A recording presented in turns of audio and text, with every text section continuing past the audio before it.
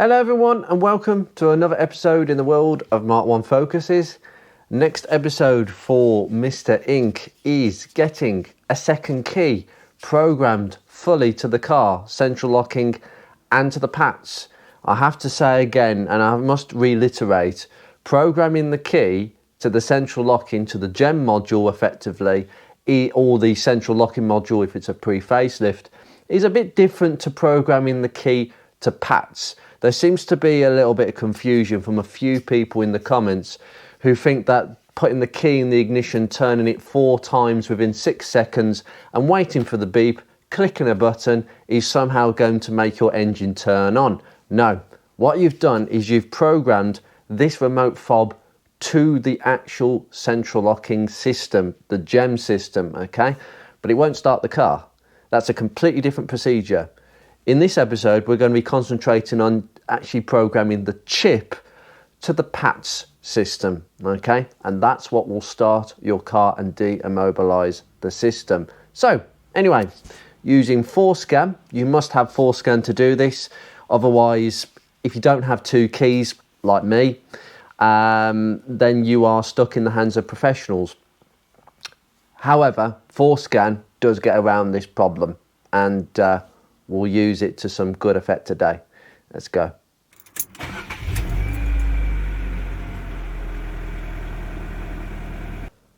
Right, okay, so Forscan has been connected, okay. Oh, we just got a link. Just going to go to that symbol down there. I'll try and give you as good a view as I can. So we link the vehicle first. Make sure the ignition switch is in the on position. Right, I just need to connect my fobs. Now, before I do that, I've got another key blade coming, which has been cut. Strangely now, there is a few people on the internet who can actually make you one of these keys by a couple of pictures, one on the side and one at the top. And they can cut you a key based on still pictures, quality still pictures. That's a bit concerning, considering that Forscan today can program a key with the correct chip in minutes. Yeah, that means that theft is quite easy, and cloning of keys is so easy now with these cars. It has given people the ability to do a lot of things, although you can disable manual programming.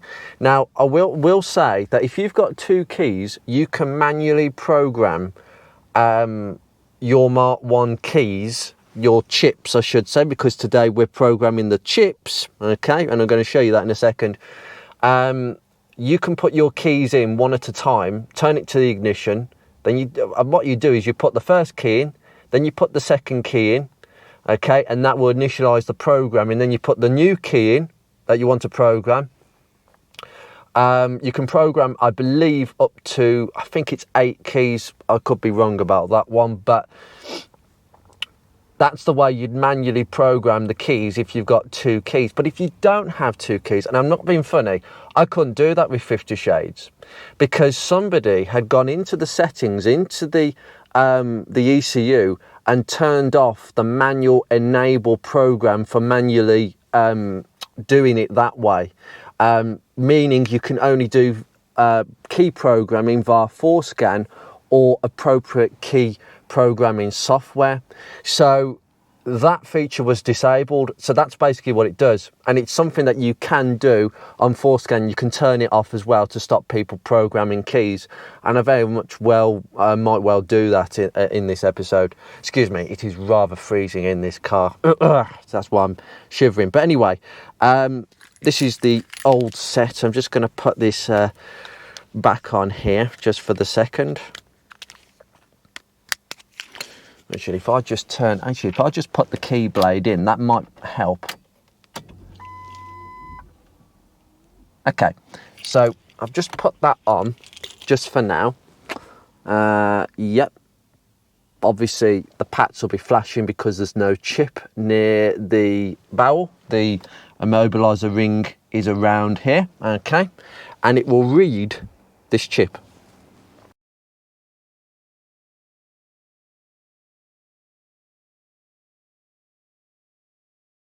So we go into the spanner section, and we go into PATS programming, okay?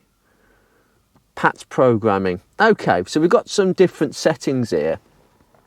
So ignition key program is the first one. This procedure allows you to add keys to the PATS system memory.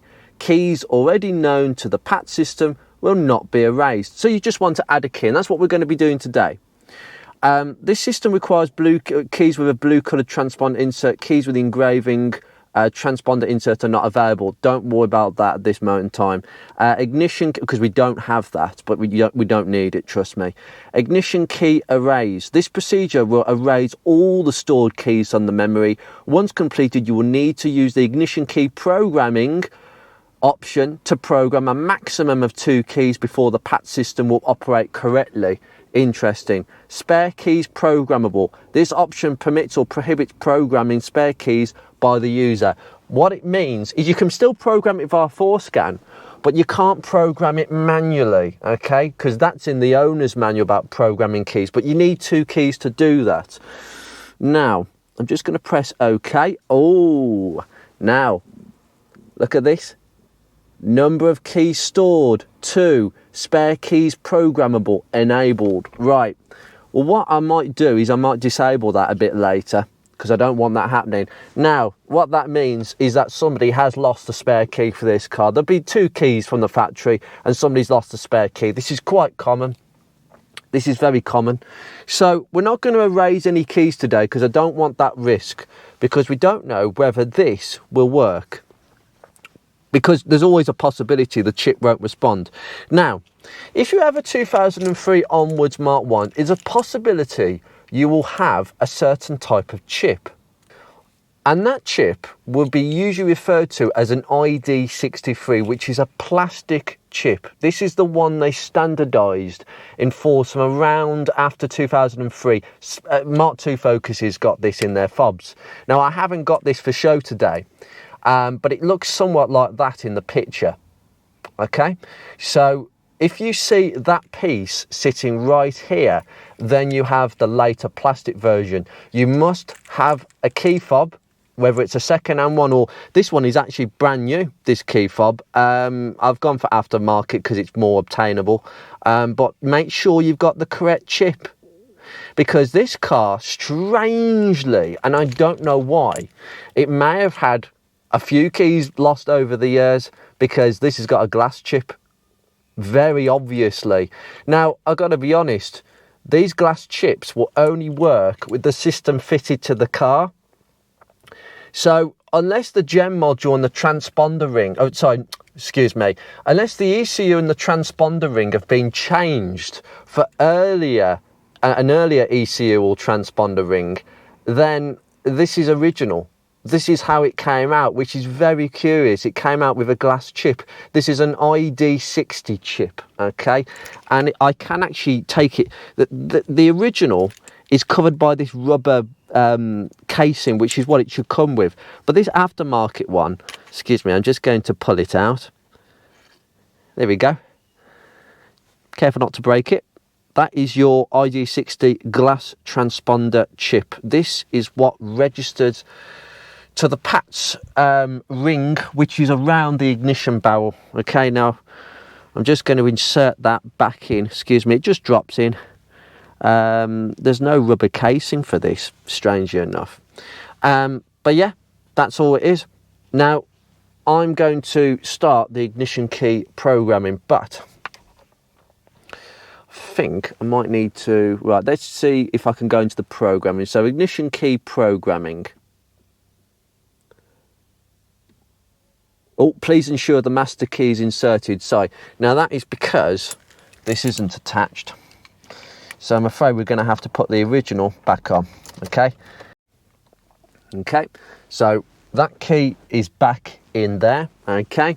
So ignition key programming. Set the ignition to off. Insert the new key into the ignition.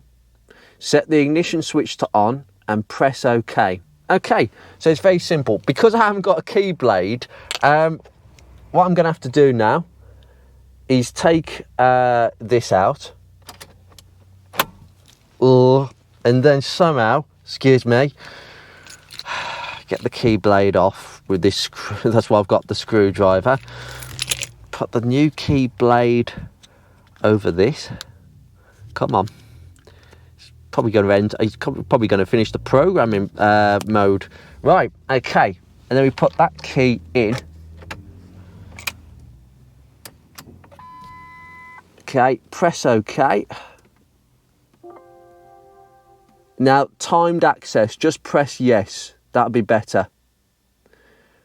Now that will be going AWOL for a second. Coded access. Yep. We'll go for coded access. Thank you. Now wait for it. It will be loading. It's gaining security access. So it's trying to lock onto that chip. It's going a bit AWOL. That's what it's supposed to be doing. So don't worry about that. The master key, by the way, will just be the current key. Okay. Just to clarify that. I don't think I've followed the procedure. That's why the master key was shown up as not entered. I think it was already. It wasn't quite on the ignition setting. Oh, there we go. PATS key programmed successfully. Cycle the ignition off and back on. So we've stopped right there. That's gone off. Okay. What I do? Take it off. Put the ignition back on. That's not come back on. Three keys are stored. Right, this is the key. Right, take it out. Okay. Immobiliser is on. Put the key in. That light hasn't come on. Right. Now it didn't start then. Don't panic. There's usually about 20-30 seconds of delay to when this key actually works. It would just take about 20-30 seconds. Try again. There we go, solid light, it's gone off. There we go. Bingo. There you go. We now have two keys that can actually work and start the car. As to clarify about the master key, that's the master key, okay? It'll be the original key. It needs a key, okay? You need one key. If you've bought a Mark 1 Focus without any key, you're going to have to professionally get it done. That's the only thing that Forscan cannot do. You need a key in order to do this job. But years ago, you needed two keys. Now I've got two keys. Now what I can do is go into the spare, by the way, spare key programmable. I'll go into this setting, okay? Because I don't want anybody. Why is the service? Oh, it's because I ain't got the ignition on, that's why, excuse me. Just put the key back in, that would be helpful. Even I do this occasionally.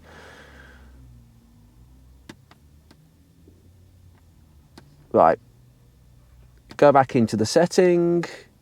Init spare keys programmable. Yes, always allow to gain access, guys, okay, when it asks for that.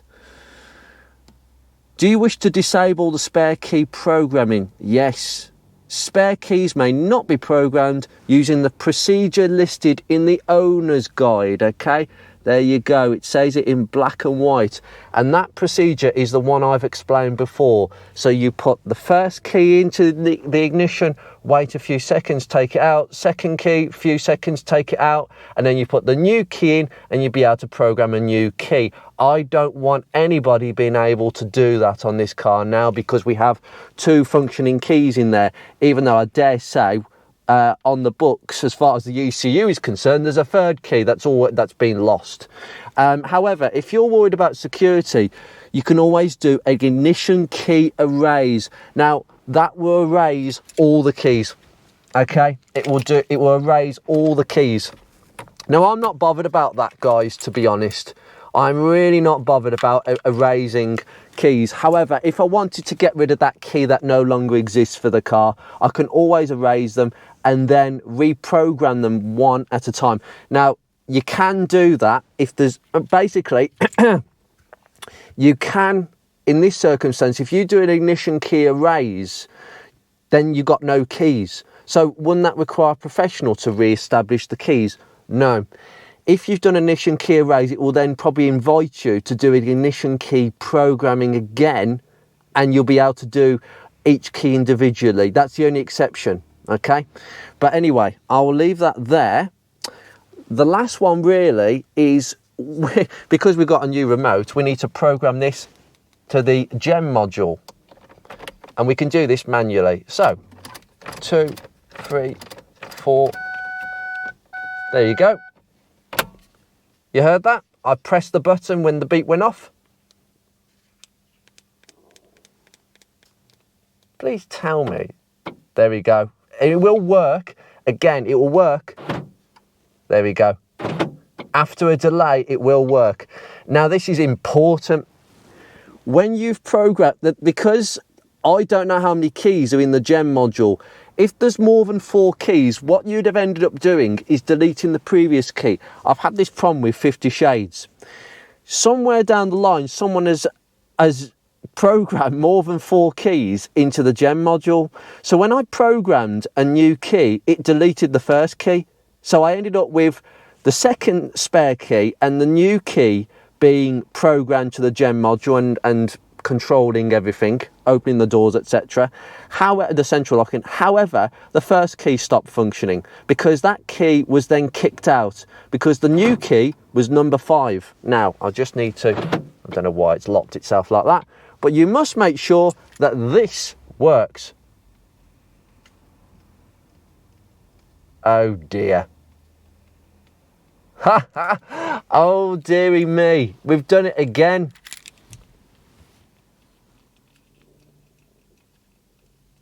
This is a big problem. So, this is the one thing you can't do. Yep.